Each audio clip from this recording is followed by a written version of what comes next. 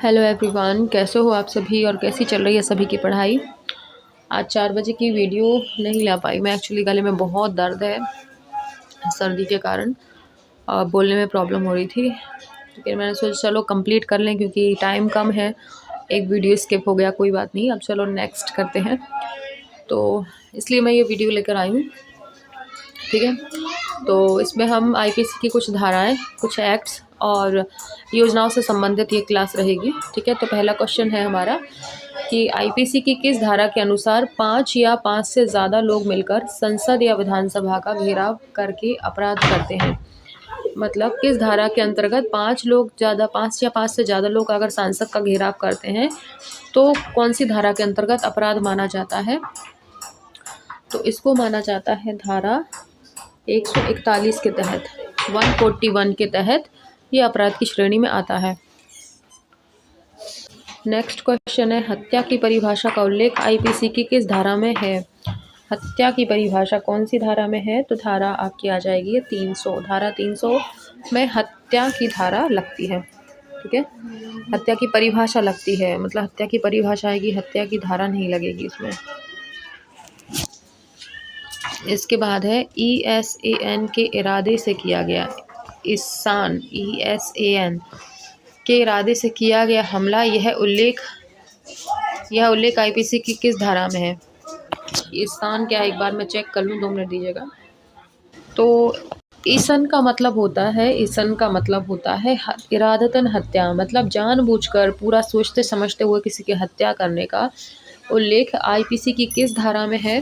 तो ये आता है आपका C 307 में। धारा 307 लगती है अगर किसी को इरादतन, मतलब जानबूझकर सब कुछ समझते हुए आप उसकी हत्या करते हो, तो धारा 307 लगती है। इसके बाद हिंदू विवाह अधिनियम 1955 के तहत पहली पत्नी की मौजूदगी या पहले पति की मौजूदगी में दूसरा विवाह करने पर कितनी वर्ष की सज़ा का प्रावधान है। कितने वर्ष की सज़ा मिलती है अगर पहली पत्नी है और कोई इंसान दूसरी शादी कर लेता है तो ये आता है आपका 7 वर्ष की सज़ा। ये आपका डी आ जाएगा ऑप्शन, 7 वर्ष की सज़ा है अगर कोई इंसान की पहली पत्नी है और बिना उसको डिवोर्स दिए कोई दूसरी शादी कर लेता है तो 7 वर्ष की सज़ा है उसको, ठीक है। और इसके बाद आपराधिक कानून संशोधन अधिनियम 2013 कब लागू हुआ। आपराधिक कानून संशोधन, अपराध करने पर जो कानून है उसमें संशोधन कब किया गया है, 2013 कब लागू हुआ है। ये हुआ है आपका 3 अप्रैल 2013 में, 3 अप्रैल 2013 में, ठीक है। 2013 तो क्वेश्चन में दिया हुआ है, 3 अप्रैल बस आपको याद रखना है, आपराधिक कानून संशोधन अधिनियम, ठीक है। ये हुआ है आपका 3 अप्रैल 2013। इसके बाद 6 नंबर का क्वेश्चन है, सार्वजनिक स्थान पर अश्लील प्रदर्शन करने पर कितने माह की सज़ा का प्रावधान है। तो इसका आ जाएगा आपका 3 माह की सज़ा, 3 माह की सज़ा आ जाएगी। सार्वजनिक स्थान पर अश्लील प्रदर्शन करने पर कितने माह की सज़ा है, आपको 3 माह की सज़ा का प्रावधान है। आप अश्लील प्रदर्शन नहीं कर सकते हैं सार्वजनिक रूप से, चाहे वो आपके पहनावे से संबंधित हो या आपकी हरकतों से संबंध हो, आप अश्लील प्रदर्शन नहीं कर सकते हैं ना, तो 3 माह की सज़ा है। इसके बाद देह व्यापार के पैसों पर जीवन यापन करने पर कितने वर्ष की सज़ा का प्रावधान है। मतलब देह व्यापार का है, आपका आजीविका का साधन बन जाता है तो कितने वर्ष की सज़ा है, वो भी बालिग होने पर। तो इसमें क्या आ जाएगा आपका 7वें का आ जाएगा बी, 2 वर्ष की सज़ा है। कितने वर्ष की, 2 वर्ष की सज़ा है। अगर कोई महिला है, देह व्यापार को ही उसने अपना मतलब आजीविका बना लिया कि इसी से घर चलेगा, इसी से सब होगा, तो उसको 2 वर्ष की सज़ा है, ठीक है। इसके बाद देखेंगे अगला, दहेज लेना, दहेज देना, दहेज देने हेतु प्रेरित करना कानूनन अपराध होगा। यह अपराध के लिए, इस अपराध के लिए कितने वर्ष की सज़ा का प्रावधान है। तो आपका आ जाएगा इसमें 5 वर्ष की, है ना। दहेज लेना और देना 5 वर्ष की सज़ा होती है और इसमें 15,000 का जुर्माना भी रहता है, ठीक है। इसके बाद देखेंगे किस धारा के तहत दहेज निषेध अधिकारी की नियुक्ति राज्य सरकार के द्वारा की जाएगी, ठीक है। किस अधिनियम के तहत दहेज निषेध अधिकारी की नियुक्ति की जाती है। तो ये आपका, मैंने आपको बताया था इसमें धारा B 8B बताया था ना, 90 का मैंने क्या बताया था, धारा B, ये धारा 8B बताया था और ट्रिक भी बताई थी कि दहेज निश्चित अधिकारी कितना पास है, 8वीं पास है। ठीक है। इसके बाद आएगी देह व्यापार करते समय पकड़े जाने पर कितने वर्ष की सज़ा का प्रावधान है। अगर कोई देह व्यापार करते हुए पकड़ा जाता है तो उसको कितने वर्ष की सज़ा है, तो ये आ जाएगा आपका डी, 7 वर्ष की सज़ा। ठीक है। कोई देह व्यापार में लिप्त है, छापा मारती है पुलिस और पकड़े जाते हैं तो 7 वर्ष की सज़ा है। ओके। अगला है अनैतिक देह व्यापार रोकथाम अधिनियम 1956 को संशोधित करके किस वर्ष अनैतिक देह व्यापार दमन अधिनियम कर दिया गया। पहले क्या था, अनैतिक देह व्यापार रोकथाम अधिनियम, अब कर दिया है अनैतिक देह व्यापार दमन अधिनियम। रोकथाम की जगह दमन अधिनियम कर दिया है। और ये किस वर्ष किया गया है ये बताना है आपको। तो ये हुआ है आपका डी नंबर का क्वेश्चन, 1986 में। 1986 में इसको किया गया है। ठीक है। 86 ऐसे कर लेना कि अनैतिक देह व्यापार है, क्योंकि ये बहुत ही क्या बोलेंगे आप, बहुत ही छीण काम है। छी बहुत गंदा काम है, छी ये तो बहुत गंदा काम है, ऐसे याद रख सकते हो। तो 1986 ऐसे याद रख लेना इसको। अगला है बहलाना 18 वर्ष से कम उम्र की लड़की को गैर कानूनी संभोग के लिए फुसलाना उल्लेख किस धारा में आता है। मतलब 18 वर्ष से कम उम्र की लड़की है, आप उसको शादी का झांसा देकर या जैसे भी उसके साथ शारीरिक संबंध अगर बनाता है कोई, तो इसका उल्लेख किस में है, इसमें है आपका 12वें का ए आ जाएगा, 366 ए। क्या आ जाएगा, 366 ए आ जाएगा इसमें, 366 ए इसमें आ जाएगा। नाबालिग लड़की के साथ अगर आप कोई फिजिकल कांटेक्ट में आते हो तो ये 366 ए के अंतर्गत आता है। इसके बाद आपका 13वें का आएगा स्त्री अशिष्ट रूपेण प्रतिषेध अधिनियम किस वर्ष में लागू किया गया। स्त्री अशिष्ट रूपेण प्रतिषेध अधिनियम किस वर्ष में लाया गया, तो ये आपका आया था 13वें का बी, 1986 में। 1986 में देखिए आपके 2 हो चुके हैं, एक अभी हमने ऊपर देखा था, ये रहा आपका अनैतिक देह व्यापार को कब किया गया, 1986 में। और यहाँ पर भी स्त्री अशिष्ट रूपेण प्रतिषेध अधिनियम, ये भी 1986 में होता है। ठीक है, ये भी 1986। अब आता है नेक्स्ट, महिला द्वारा अपराध की स्थिति में किस अधिकारी द्वारा महिला अपराधी को गिरफ्तार किया जा सकता है। किसी महिला ने अपराध किया है तो किस धारा के अंतर्गत उस महिला को महिला अधिकारी के द्वारा गिरफ्तार किया जा सकता है। किस अधिकारी द्वारा पूछ रहा है, सॉरी, मतलब कोई महिला ने अपराध किया है तो किस रेंज का अधिकारी उस महिला को गिरफ्तार कर सकता है। तो क्या पुलिस अधिकारी, महिला विशेष कर्मचारी, महिला पुलिस अधिकारी या बाल विकास अधिकारी, तो इनमें से कौन पकड़ सकता है उसको। तो 14वें का आपका आ जाएगा सी, महिला पुलिस अधिकारी। महिला पुलिस अधिकारी उसको अरेस्ट कर सकती है अगर किसी महिला ने अपराध किया है तो। पुरुषों को ये नहीं, आपने देखा होगा कोई महिला क्राइम करती है तो पुलिस कितनी भी फोर्स आ जाए उसके साथ एक महिला पुलिस होगी और वही उसको गिरफ्तार करेगी, पुरुष उसको हाथ भी नहीं लगा सकते, ये कानून में है। इसके बाद दहेज प्रतिबंध अधिनियम 1961 में कितनी धाराएं हैं। दहेज प्रतिषेध या प्रतिबंध कुछ भी कह लो, इसमें कितनी धाराएं हैं। तो 15 में आपका क्या आ जाएगा सी, 10 धाराएं हैं। 10 धाराएं हैं। इसको भी अपन एक ट्रिक बना लेते हैं कि दहेज प्रतिबंध मतलब दहेज जो होता है वो आजकल मिनिमम कितना दहेज आपको इकट्ठा करना पड़ता है। जब लड़की की शादी के बारे में सोचते हो कम से कम 10 लाख का आपको तो बंदोबस्त करना ही पड़ता है, क्योंकि 5-6 लाख में तो उसकी गाड़ी ही आएगी। 4 व्हीलर मांगता है आजकल लड़का, 4 व्हीलर ही 5-6 लाख की आ जाएगी। इसके बाद आप बाकी का पूरा AC कूलर फ्रिज सब चीज़ दोगे तो 10 लाख पे तो उतरेगी आपकी, है ना। तो ऐसे याद रख लेना, मतलब मिनिमम दहेज आजकल कितना देना पड़ता है, 10 लाख मिनिमम है ये, है ना। इसके बाद देखेंगे किस धारा के अनुसार किसी महिला को उसके पति या पति के नातेदार द्वारा शारीरिक व मानसिक रूप से प्रताड़ित किया जाए तो 3 वर्ष की सजा का प्रावधान है। ठीक है, अगर कोई महिला का पति करता है या नातेदार उसका कोई रिश्तेदार शारीरिक या मानसिक रूप से प्रताड़ित करता है तो 3 वर्ष की सजा का प्रावधान किस धारा में है। तो ये आ जाएगा आपका 16वें का ए, 498 ए, 498 आपका ए आ जाएगा। ठीक है, 498 ए इसमें आ जाएगा। इसके बाद देखेंगे हम निम्न में से दहेज का दुष्परिणाम क्या है। महिलाओं द्वारा आत्महत्या करना, बेमेल विवाह होना, अविवाहित जीवन या उपयुक्त सभी। तो इसमें ये सारे आ जाएंगे, उपयुक्त सभी आ जाएंगे। ठीक है, 17वें का क्या आ जाएगा इसमें आपका डी आ जाएगा उपयुक्त सभी। अब इसमें आता है निम्न में से दहेज प्रथा के निराकरण हेतु उपाय क्या है। प्रेम विवाह को सामाजिक मान्यता दी जाए, स्त्री शिक्षा को बढ़ावा दिया जाए, जीवन साथी चयन की स्वतंत्रता, या उपयुक्त सभी। तो 18वें का क्या हो जाएगा, यहाँ पे भी डी हो जाएगा। ठीक है, ठीक है, ये आ जाएगा। प्रेम विवाह को मान्यता मिल जाएगी तो लड़की खुद ही अपनी पसंद की ढूंढ लेगी और लड़का भी सपोर्ट में रहेगा, है ना। ये नहीं मुझे तो इसी से करनी, भले इस पर दहेज हो अथवा नहीं हो, मैं तो इसी से करूँगा। अगर ये हो जाएगा तो फिर दहेज खत्म ही हो जाएगा। स्त्री शिक्षा मिल जाए, बढ़ जाएगी तो लड़की खुद ही काबिल होगी, तो फिर वैसे दहेज नहीं देना। और जीवन साथी की चयन की स्वयं स्वतंत्रता होनी चाहिए, है ना। लड़की या लड़का अपनी पसंद की लड़की अगर वो खुद चुनता है तो वो खुद ही ऐसे व्यक्ति को चुनेगा जो दहेज के खिलाफ हो, है ना। इसके बाद हम नेक्स्ट देखेंगे, किसी संस्था में खालिस्तान से अधिक महिला कर्मचारी कार्यरत हैं तो वहाँ पर महिलाओं के लिए अपने बच्चों की देखभाल के लिए एक शिशु केंद्र का होना आवश्यक है।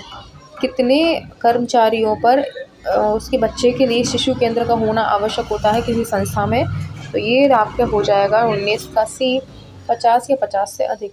अगर 50 या 50 से अधिक महिला कर्मचारी हैं, महिलाओं की बात हो रही, टोटल की नहीं बात हो रही, महिला कर्मचारी अगर 50 या 50 से अधिक हैं तो वहाँ पर एक शिशु केंद्र का होना आवश्यक है जो उनके बच्चों की देखभाल करे। उसके बाद आता है, भारतीय श्रम सम्मेलन में मातृत्व अवकाश कितने सप्ताह करने की सिफारिश की है। ठीक है, भारतीय श्रम सम्मेलन में मातृत्व अवकाश कितने सप्ताह करने की है, तो इसमें आ जाएगा आपका 20 का डी, 24 सप्ताह। कितना, 24 सप्ताह। गर्भ का चिकित्सकीय समापन अधिनियम 1971 कब लागू हुआ। गर्भ का चिकित्सकीय समापन अधिनियम 1971 कब लागू हुआ है, तो ये आ जाएगा आपका 1 अप्रैल 1972। 1972, 1 अप्रैल 1972। इसके बाद आता है, निम्न में से दहेज प्रतिषेध अधिनियम के तहत दहेज की परिभाषा वर्णित है। इसमें किसमें वर्णित है दहेज की परिभाषा, तो 22 का आ जाएगा आपका बी, धारा 2 में। किसमें, धारा 2 में। किस धारा के अनुसार यदि किसी स्त्री से ससुराल पक्ष द्वारा स्त्री धन वापस देने से मना किया जाता है तो 3 वर्ष की सजा का प्रावधान है। अगर लड़की दहेज मांग रही है अपने ससुराल वालों से कि मेरा दहेज मुझे दो, और वो मना करते हैं, तो 3 वर्ष की सजा है। इसमें से कौन से अनुच्छेद के द्वारा, किस धारा में, सॉरी अनुच्छेद बोल रही हूँ, किस में आ जाएगा ये, 23 का आ जाएगा आपका सी, 406 के अंतर्गत। धारा 406 कहती है कि स्त्री धन को स्त्री को ही देना होगा। ठीक है, इसके बाद आएगा आपका, दहेज निषेध अधिनियम 1961 की किस धारा में दहेज संबंधी अधिनियम केंद्र सरकार बनाएगी। कौन से अधिनियम है जो केंद्र सरकार बनाएगी, तो इसका वर्णन होता है आपका 24 का सी, धारा 9 के अंतर्गत। धारा 9 के अंतर्गत क्या होता है, केंद्र सरकार। मैंने आपको अभी जो दहेज प्रतिषेध अधिनियम ट्रिक जो पढ़ाया था, मैंने थ्योरी पढ़ाई थी, उसमें मैंने बताया था कि धारा 9 जो है केंद्र सरकार बनाएगी और 10 में फिर राज्य सरकार बनाती है। ठीक है, ये रहेगा आपका। 24 हमारे क्वेश्चन हो गए। हम चलते हैं नेक्स्ट पेज पर हमारे। तो नेक्स्ट क्वेश्चन है, मातृत्व लाभ अधिनियम 1961 के तहत महिलाओं को मिलने वाले मातृत्व अवकाश की अवधि कितनी है। कितनी है अवधि भैया मातृत्व अवकाश की, तो आपका 25 का क्या हो जाएगा, 25 का आपका भी हो जाएगा 26 सप्ताह। ठीक है, ये भी मैं पढ़ा चुकी हूँ आपको, देखना अगर नहीं देखे थ्योरी क्लास देख लेना। यदि कोई व्यक्ति यथास्थिति वधू या वर के माता पिता या अन्य यदि कोई व्यक्ति यथास्थिति वधू या वर के माता पिता या अन्य रिश्तेदार से किसी प्रकार के दहेज की प्रत्यक्ष या अप्रत्यक्ष रूप से मांग करता है तो उसे दहेज निषेध अधिनियम 1961 की किस धारा के अंतर्गत जुर्माना देना होगा। तो कौन सी धारा के अंतर्गत देना होता है, ये आ जाएगा आपका धारा 4 में, है ना। धारा देखो 3 में क्या है, दहेज लेना देने पर सजा का प्रावधान है 5 साल और आपको कितने 15,000 का जुर्माना। और धारा 4 में दहेज मांगने पर ही है। अगर आप लड़की देखने और वहीं आपने मांग कर ली और किसी ने शिकायत कर दी तो आपको वहीं की वहीं सज़ा हो जाएगी, 6 महीने से 2 साल की सज़ा और 10,000 का जुर्माना। तो ये धारा 4 के अंतर्गत है। इसको भी मैंने ट्रिक से पढ़ाया है, एक बार चेक कर लेना। अगला है दहेज निषेध अधिनियम 1961 के अनुसार दहेज से संबंधित कितनी स्थितियां बताई गई हैं। दहेज से संबंधित कितनी स्थितियां हैं, तो 27 में वर्णित है ये सी आपकी 3 स्थितियां हैं। ठीक है, ठीक है 3 स्थितियां हैं आपकी, चल संपत्ति, अचल संपत्ति और कुछ भी आपका कीमती आ जाएगा उसमें, चेक वगैरह ये सब चीज़ें आ जाती हैं।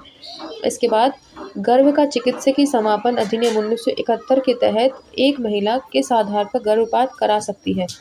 किस आधार पर गर्भपात करा सकती है, तो चिकित्सकीय आधार पर, मानवीय आधार पर, या ए और बी दोनों। तो 28वें का क्या आ जाएगा आपका सी, ए और बी दोनों ही। ठीक है, अगला है गर्भ का चिकित्सकीय समापन अधिनियम 1971 के तहत चिकित्सकीय आधार पर कितने सप्ताह के गर्भ का चिकित्सकीय समापन किया जा सकता है। तो ये आपको बताना है कितने सप्ताह का बच्चा हो सकता है तब आप उसको गर्भपात करा सकते हो। तो ये आ जाएगा आपका 29 में, बी 24 सप्ताह से कम हो, 24 सप्ताह से उसको कम होना चाहिए। ठीक है, इसके बाद यदि बिना कारण कोई महिला गर्भपात करवाए तो इसे अपराध माना जाएगा। यह उल्लेख गर्भपात की किस धारा में है। कोई रीज़न नहीं है, ना ही हेल्थ इश्यू है, ना महिला के साथ बलात्कार हुआ है, कुछ भी नहीं, फिर भी वो अपना गर्भपात करा रही है, तो किस धारा में उसको अपराध माना जाएगा। तो ये आ जाएगा आपका धारा 312 के अंतर्गत। प्रत्येक जीव को जीवन का अधिकार है। अगर आपको बच्चा नहीं चाहिए था तो आपको प्रिकॉशंस लेनी चाहिए थी, आपने ऐसा कुछ नहीं किया, बच्चा गर्भ में आया और उसका गर्भपात करा दिया, उससे उसके जीवन जीने का अधिकार छीना, तो इसलिए धारा 312 के तहत आपको सज़ा मिल सकती है। ठीक है, धारा 318 के अनुसार यदि किसी मृत नवजात को अपने पास रखा जाए तो यह भी अपराध की श्रेणी में आता है। इसके लिए कितने वर्ष की सज़ा का प्रावधान है। किसी नवजात की मृत्यु हो गई और माँ बाप उस अपने मोह के कारण कि हमारा बच्चा है, हम नहीं उसको अपने से दूर कर सकते, उसकी डेड बॉडी नहीं मतलब उसको हटाते हैं अपने से दूर, है ना, उसका क्रियाकर्म नहीं करते हैं, अंतिम संस्कार नहीं करते हैं, अपने पास रखते हैं, तो कितने वर्ष की सज़ा का प्रावधान है। तो इसमें 3 वर्ष की सज़ा का प्रावधान है। ठीक है, अगला है किस धारा में उल्लेखित है कि यदि किसी बच्चे को 12 वर्ष से पहले घर से निष्कासित कर दिया जाए तो यह भी अपराध की श्रेणी में आता है। तो ये कौन सी धारा के अंतर्गत आता है आपके, तो 32 का क्या आ जाएगा आपका सी 317। ये सब मैंने ट्रिक से करवा दी हैं, आप लोग एक बार चेक कर लेना। ठीक है, ये सारे मैं करवा चुकी हूँ, आप लोग देख लेना एक बार जाके, पूरे मैंने धाराएं वगैरह ये चीज़ें करवाई हुई हैं। बच्चे को घर से निकाला तो क्या होगा, नवजात की डेड बॉडी तक, ये सब ट्रिक से करवाई हुई है। एक बार प्ले लिस्ट में सब चेक कर लेना आप लोग। ठीक है, यही इन्होंने कराया हुआ है आपका क्या बोलते हैं, महिला और बच्चों के अधिकारों से संबंधित में सारे मैंने कराए हुए हैं। आगे देखेंगे बाल श्रम की परिभाषा का संबंध किस धारा से है। बाल श्रम की परिभाषा का संबंध कौन सी धारा से है, तो 33 का आपका आ जाएगा बी धारा 375 के अंतर्गत, धारा 375 के अंतर्गत। अच्छा देखो, किसी को फ़ॉन्ट अगर छोटा लगता है ना तो थोड़ी जूम कर लिया करो वीडियो, जो क्वेश्चन मैं करा रही हूँ। क्या है इसमें इससे ज़्यादा जूम नहीं हो पाता है क्योंकि फ़ोटो पूरे पेज की लेनी पड़ती है। अगर पार्ट्स में लेते हैं ना तो बहुत दिक्कत होती है फिर मुझे करने में, बार बार उसको छोटा करो फिर बड़ा करो, बहुत दिक्कत होती है। तो आप लोग वीडियो जूम कर लिया करो, वीडियो भी जूम हो जाती है, जो आप चैप्टर पढ़ रहे हो उसको जूम कर लिया अपन ने। ठीक है, अगला देखेंगे यह गर्भपात की किस धारा में उल्लेख है कि यदि किसी स्त्री की गर्भपात के दौरान मृत्यु हो जाती है तो 10 साल की सज़ा, जुर्माना या दोनों का प्रावधान है। गर्भपात के दौरान अगर किसी महिला की मृत्यु हो जाती है तो 10 साल की सज़ा और जुर्माना दोनों का प्रावधान किस धारा के अंतर्गत है, तो ये आ जाएगा आपका डी 314 के अंतर्गत। ठीक है, 314 के अंतर्गत ये सब कराया हुआ मैंने। पूर्व गर्भाधान और प्रसव पूर्ण निदान तकनीक अधिनियम पीसी एंड PNDT एक्ट कब लागू हुआ था। अब ये एक्ट कब लागू हुआ था, तो धारा 35 क्वेश्चन नंबर 35 कहता है कि ये धारा, ये आपका सी 1 जनवरी 1996 में लागू हुआ था।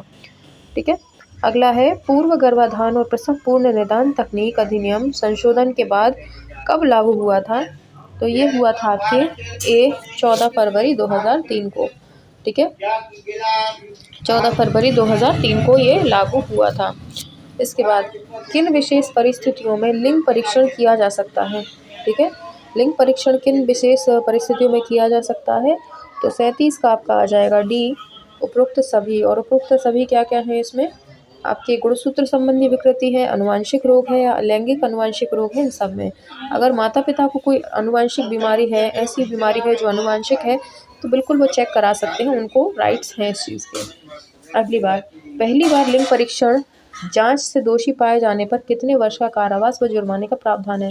किसी को बहुत कहना चाहिए खुजली हो रही थी कि मुझे देखना है मेरा बच्चा मेल है या फीमेल, वो करा लेता है पहली बार, तो उसको कितने वर्ष की सज़ा और जुर्माना है। तो 38 में बताया है कि पहली बार अगर वो कराता है तो उसको 3 वर्ष की सज़ा व 10,000 का जुर्माना है। 3,000 की सज़ा और 10 वर्ष का जुर्माना। ठीक है, 10,000 का जुर्माना, 10 वर्ष का नहीं। मैं कह रही हूँ ना, मेरा दिमाग बिल्कुल स्थिर नहीं है, बहुत तबीयत अजीब है मेरी आज। 39 का देखेंगे, यदि कोई व्यक्ति नवजात के जन्म को रोकने का प्रयास करता है तो अधिकतम 10 वर्ष की सज़ा का प्रावधान किस धारा के अंतर्गत है। कोई नवजात है, कोई जन्म को रोकने के लिए अगर कोई करता है प्रयास, तो उसको कितने वर्ष की सज़ा का प्रावधान है। तो ये आ जाएगा आपका धारा 315 में वर्णित है। 315 में वर्णित है ये। किसी महिला के साथ दुष्कर्म हुआ हो जिससे वह स्थायी रूप से अचेतन अवस्था में चली गई या उसकी मृत्यु हो गई, यह उल्लेख किस धारा में है। दुष्कर्म हुआ, जैसे कि हमारी निर्भया थी, दुष्कर्म के बाद उसकी मृत्यु हो गई, तो किस धारा में इसका उल्लेख है। तो ये आता है आपका 40 का क्वेश्चन का डी, 376 ए में। ठीक है, 376 ए के अंतर्गत आता है। ओके, आगे देखेंगे, किसी नाबालिग लड़की के साथ दुष्कर्म किया जाए जिससे वह स्थायी रूप से कोमा में चली जाती है या मृत्यु हो जाती है, तो यह उल्लेख किस धारा में। अब नाबालिग की बात हो रही है, तो ये आपका आ जाएगा 41 का ए, 376 ए बी। इसमें ए और बी दोनों ही आ जाएंगे। 376 ए में बालिग के साथ और 376 ए बी में नाबालिग के साथ। ठीक है, अगला देखेंगे 42 क्या बोलता है। 42 नंबर का क्वेश्चन है, धारा 376 बी के अनुसार अलगाव के दौरान पति द्वारा पत्नी की बिना सहमति संबंध बनाना अपराध के लिए कितने वर्ष की सजा का प्रावधान है। तो इसमें पता है, मतलब पत्नी और पति में विवाद है, साथ में रह रहे हैं मजबूरी में, लेकिन पति जो है पत्नी पर जोर जबरदस्ती करता है बिना उसकी मर्जी किए, तो कितने वर्ष की सजा का प्रावधान है। पत्नी केस कर सकती है कि इसने बिना मेरी मर्जी के मेरे साथ जबरदस्ती की है, चाहे वो पति ही क्यों ना हो। तो ये कौन सी धारा में वर्णित है। तो यह आ जाएगा, सॉरी सज़ा पूछा है, सज़ा है इसमें 7 वर्ष की सज़ा। ठीक है, 7 वर्ष की सज़ा का प्रावधान है इसमें। 42 क्वेश्चन में सी, 7 वर्ष की सज़ा। अगला है, SC, ST एंड OBC तथा महिलाओं के लिए पंचायती राज में आरक्षण का उल्लेख संविधान के किस अनुच्छेद में है।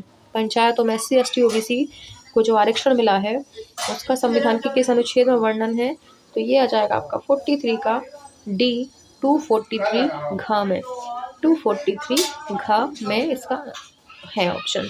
अगला है हमारा, किसी व्यक्ति द्वारा किसी भी प्रकार के रासायनिक पदार्थ, तेजाब आदि से किसी भी व्यक्ति पर हमला करना अपराध माना जाएगा। इसके लिए धारा 326 के तहत कितने वर्ष की सजा का प्रावधान है। तो 44 का क्या आ जाएगा इसमें भी, 10 वर्ष का। मेरे ख्याल से बहुत कम सज़ा है। तेजाब डालकर लड़कियों की कई लोगों की ज़िंदगी बर्बाद हुई है ना। उनका शरीर तो बिगाड़ते ही हैं, उनका आत्मविश्वास पूरी तरह से बेकार कर देते हैं, लाइफ ही ख़राब कर देते हैं। और 10 वर्ष की सज़ा से मेरे ख्याल से कम है 10 वर्ष। ठीक है, आगे देखेंगे हम 45, निम्न में से कौन सा संवैधानिक प्रावधान बाल श्रम रोकने हेतु राज्य को निर्देश देता है। कौन सा अनुच्छेद देता है बाल श्रम रोकने के लिए। तो 45 का आ जाएगा आपका सी, अनुच्छेद 39E। ठीक है, बाल श्रम को 39E रोकता है। किसी व्यक्ति द्वारा पहले विवाह की जानकारी छुपाकर विवाह करने का उल्लेख किस धारा में है। पहला विवाह छुपाकर दूसरा विवाह कर लिया, किस धारा में इसका वर्णन है। तो 46 का आ जाएगा आपका ए, 495। ठीक है, 495। अगला है, किसी व्यक्ति द्वारा किसी प्राकृतिक प्राणी के साथ संबंध बनाना, यह उल्लेख किस धारा में है। प्राकृतिक प्राणी द्वारा, प्राकृतिक प्राणी में कोई भी समझ रहे हो आप लोग, एनिमल वगैरह कुछ भी आ सकता है। ठीक है, किस में वर्णित है ये, तो 47 का आ जाएगा इसमें बी, धारा 377 के अंतर्गत, धारा 377 के अंतर्गत। ठीक है, आगे देखेंगे 48, छल पूर्वक विवाह करना। छल पूर्वक विवाह करना इस अपराध के लिए धारा 496 के अनुसार कितने वर्ष की सजा का प्रावधान है? छल पूर्वक विवाह करना, झूठ बोलकर कि मेरे पास ये है वो है और पता चला कुछ नहीं है, तो इसमें कितने वर्ष की सजा है? तो 48 का आ जाएगा आपका सी, 7 वर्ष की सजा, इसमें भी 7 वर्ष की सजा। अगला है किसी स्त्री के साथ 2 या 2 से अधिक व्यक्तियों द्वारा सामूहिक बलात्कार करने का अपराध, यह उल्लेख किस धारा में है? ठीक है, 2 या 2 से अधिक व्यक्तियों द्वारा सामूहिक बलात्कार करने का अपराध किस धारा में उल्लेखित है? तो 49 का आपका आ जाएगा इसमें डी, धारा 376 डी में, धारा 376 डी में। अभी अभी देखो हमने कितना देख लिया, महिला के साथ बलात्कार साधारण है अगर तो 376, अगर बालिग महिला और बेहोश हो जाती है, मृत्यु हो जाती है, तो 376 आपका कौन सा आ जाता है? आपका बी आ जाता है ना, बी पढ़ा था ना हमने। हाँ ये तो पढ़ा, ये तो है दुष्कर्म हुआ 40 का, 40 में क्या था? डी, हाँ 376 ए है, सॉरी ए है ना, और ए बी में क्या है? नाबालिग स्त्री के साथ, और यहाँ पर क्या आ गया? 376 डी में क्या है? सामूहिक बलात्कार अगर हो रहा है तो। ठीक है, हम आते हैं समान कार्य के लिए समान वेतन का उल्लेख संविधान के किस अनुच्छेद में है? समान कार्य के लिए समान वेतन का उल्लेख संविधान के किस अनुच्छेद में है? तो 50 का आपका आ जाएगा डी, 39 डी, इसका आंसर भी 39 डी है। क्या है? 39 डी। ठीक है, तो ये हमारे 50 क्वेश्चन हो चुके हैं। आगे बढ़ेंगे हम नेक्स्ट पेज पर। अगला क्वेश्चन है हमारा 51, सार्वजनिक वयस्क मताधिकार का उल्लेख संविधान के किस अनुच्छेद में है? सार्वजनिक वयस्क मताधिकार का उल्लेख मतलब वयस्क होकर आप मताधिकार कर सकते हैं, कौन से अनुच्छेद में इसका वर्णन है? तो 51 का हो जाएगा आपका सी, धारा 326 के अंतर्गत, धारा 326 के अंतर्गत आपके मताधिकार का उल्लेख किया गया है। निम्न में से कौन सा संवैधानिक प्रावधान महिलाओं हेतु प्रसूति अवकाश हेतु राज्य को निर्देश देता है? ठीक है, प्रसूति अवकाश, मातृत्व अवकाश की बात हो रही है, राज्य को निर्देश कौन सा अनुच्छेद देता है?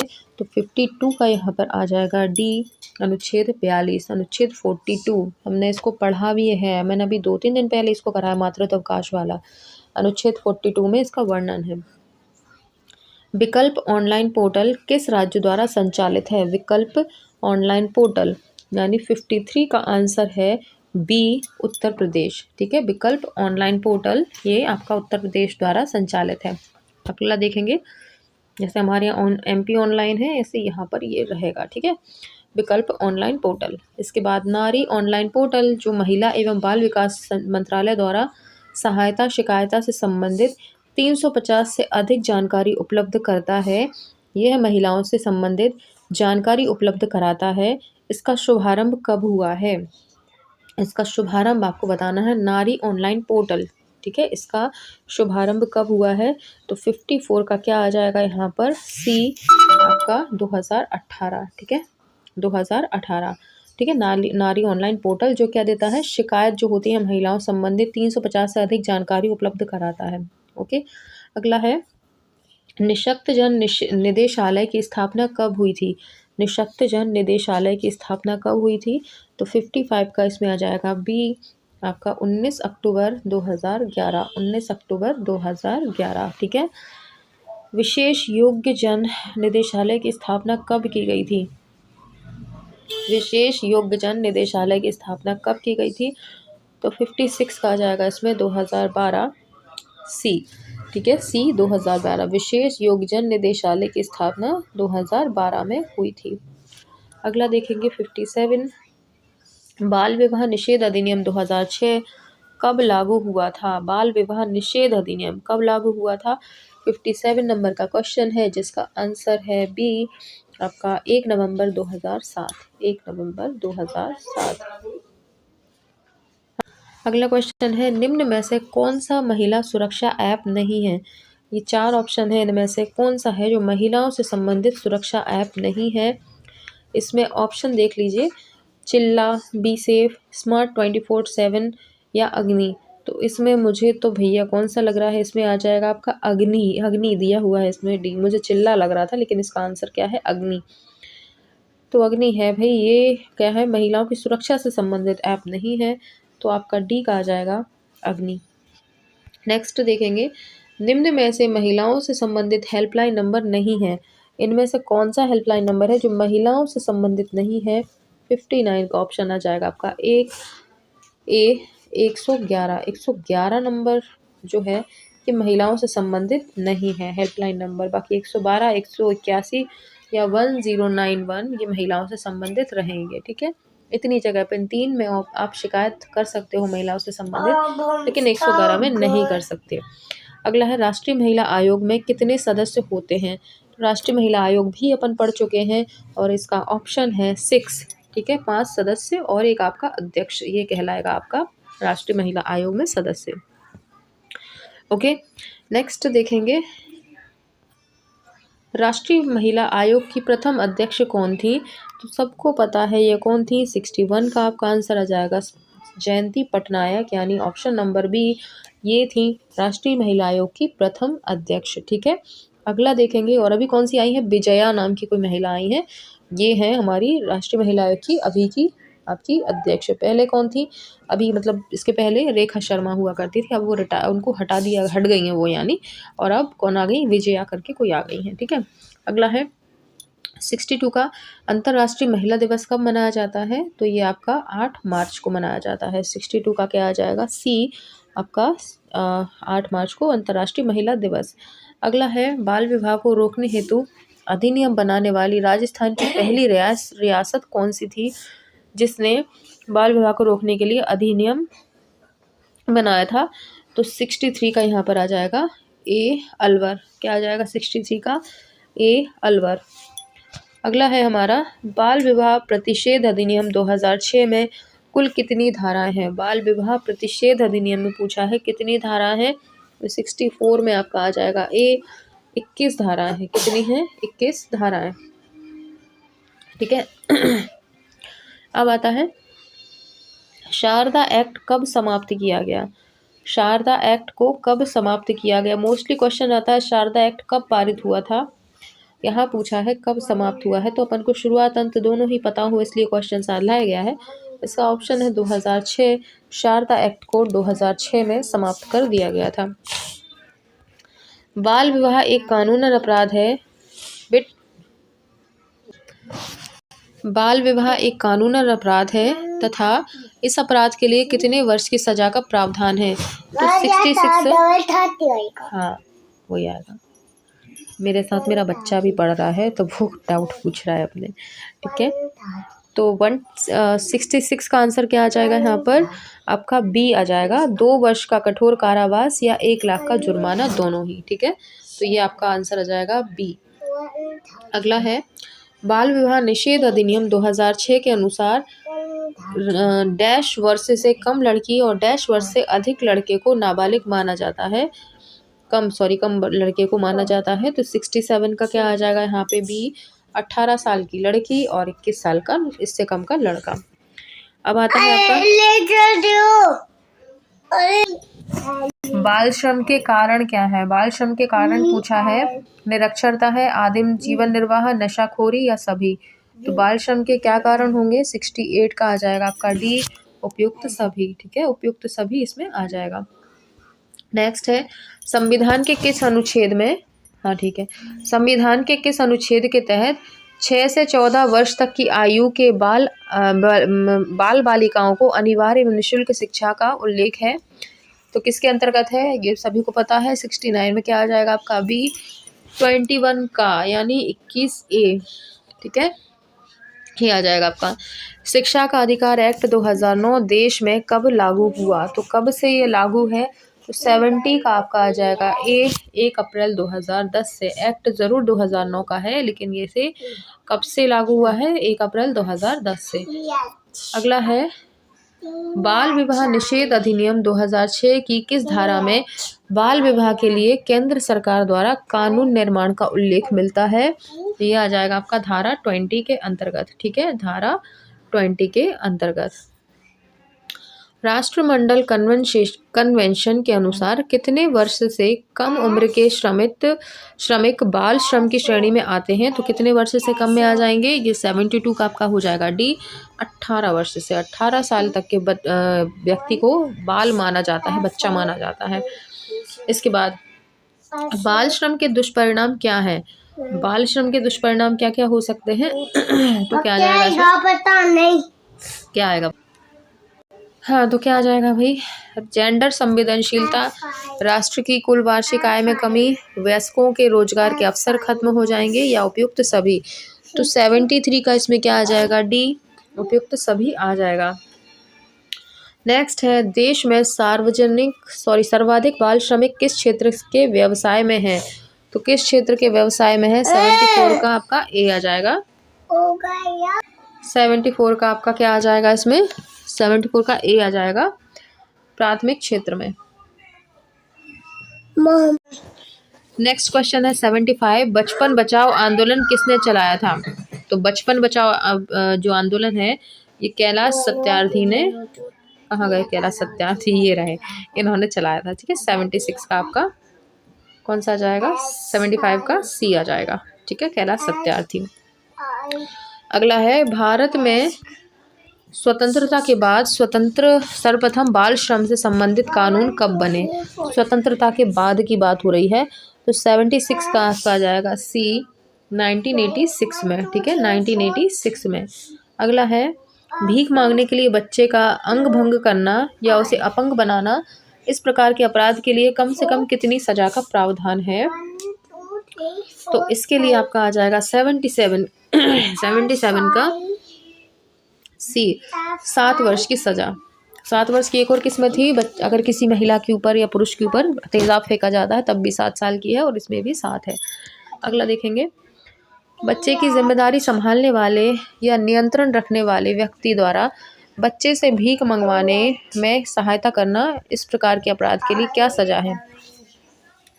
अगर किसी को बच्चे की जिम्मेदारी दी गई है, मान लो माता पिता दोनों वर्किंग हैं और उनको किसी मेड को, है ना, उनने बच्चे को संभालने के लिए दिया, या बच्चे को किसी झूला घर या कहीं भी रखा गया है संभालने के लिए, और वो अगर उससे भीख मंगवाने का काम करते हैं तो उसे कितने वर्ष की सज़ा है? क्वेश्चन नंबर 78 का हो जाएगा आपका ए, 5 वर्ष की सज़ा है उससे। ठीक है, अगला है, गैर कानूनी रूप से दत्तक ग्रहण करना, इस प्रकार के अपराध के लिए कितने वर्ष की सज़ा का प्रावधान है? तो 79 का आपका आ जाएगा बी, 3 वर्ष का। गैर कानूनी में क्या आ जाएगा? आप झूठ बोल के ले लो बच्चे को कि हमारे पास ये है, हम पालन पोषण कर सकते हैं, हम शादीशुदा हैं, पता चला आप शादीशुदा हो ही नहीं, कई सारी चीज़ें आती हैं, तो ये 3 वर्ष की सज़ा का प्रावधान है इसमें। ठीक है, अगले पेज पे चलेंगे।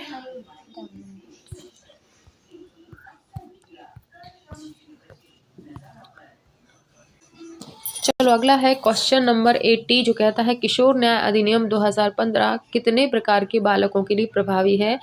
कितने प्रकार के बालकों के लिए प्रभावी है? तो 80 का आपका आ जाएगा बी, 2 प्रकार के। ठीक है, 2 प्रकार के बालकों का इसमें आ जाएगा। इसके बाद है, किशोर न्याय अधिनियम 2015 के तहत प्रत्येक जिले में किस प्रकार की पुलिस इकाई का गठन किया गया है? किस प्रकार की पुलिस इकाई का गठन किया है किशोर न्याय अधिनियम के तहत? 81 का आपका क्या आ जाएगा? ए, विशेष किशोर पुलिस इकाई, विशेष किशोर पुलिस इकाई। ठीक है, अगला है, नेक्स्ट है,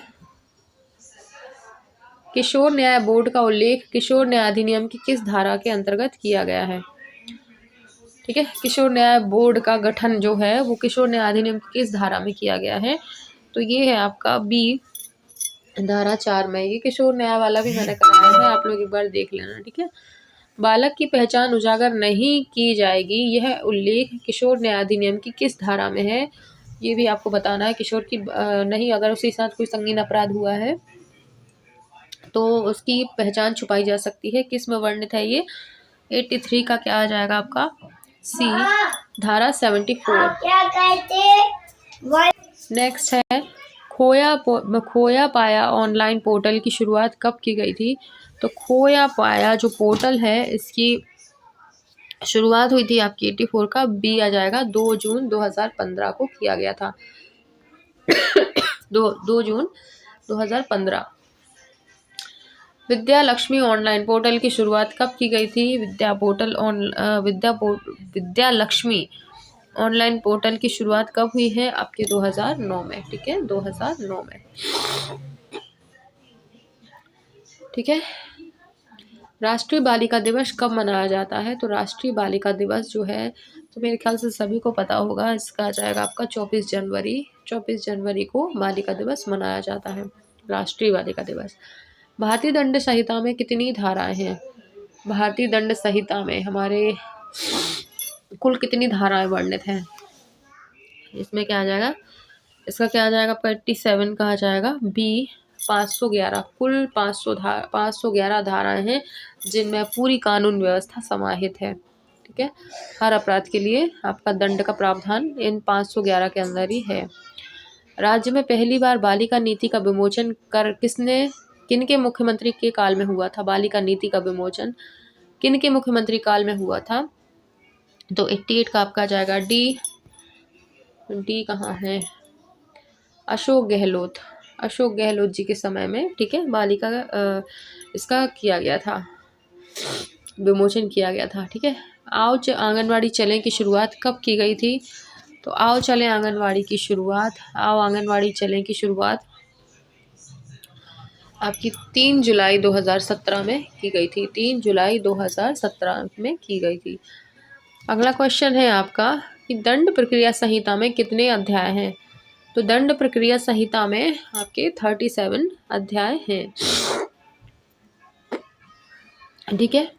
नेक्स्ट है दंड प्रक्रिया संहिता में कितनी धाराएं हैं? अब धाराओं के बारे में पूछा है। इसका आ जाएगा आपका 484 दंड प्रक्रिया संहिता में धाराएं हैं। इसके बाद आता है आपका दंड प्रक्रिया संहिता कब लागू हुई? तो 92 का आपका आ जाएगा 1 अप्रैल 1974। 1 अप्रैल 1974 में दंड प्रक्रिया संहिता हुई लागू। नीचे भी है क्वेश्चंस, एक सेकेंड। हाँ, पुलिस को यह अधिकार है कि वह बिना वारंट के किसी को गिरफ्तार कर सकती है, लेकिन संज्ञेय अपराध ना होने पर उसे छोड़ना होता है। यह उल्लेख CRPC की किस धारा में वर्णित है? ठीक है, संज्ञेय अपराध अगर नहीं है तो उसे छोड़ना पड़ेगा, मतलब कर तो लेगा वो गिरफ्तार, लेकिन संज्ञेय अपराध अगर नहीं है तो उसे छोड़ना पड़ेगा। यह उल्लेख CRPC की किस धारा में वर्णित है? तो ये आ जाएगा आपका 93 का A 41। ठीक है। अगला है किसी पुलिस अधिकारी द्वारा नोटिस दिया गया हो और संबंधित व्यक्ति उपस्थित नहीं हुआ हो, उसे नोटिस दिया और वो उपस्थित नहीं हुआ, तो उस पर CRPC की कौन सी धारा के अंतर्गत कार्रवाई की जाएगी?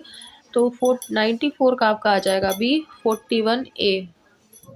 ठीक है, गिरफ्तार करने पर उसे छोड़ना पड़ेगा, संज्ञेय अपराध ना होने पर 41, और अगर उसे बुलाया और वो नहीं आया तो आपको 41A के तहत उस पर कार्रवाई हो सकती है। गिरफ्तार व्यक्ति को उसके पसंद के अधिवक्ता से मिलने का अधिकार होगा। यह उल्लेख CRPC की किस धारा में वर्णित है? 95 का आ जाएगा आपका 41D।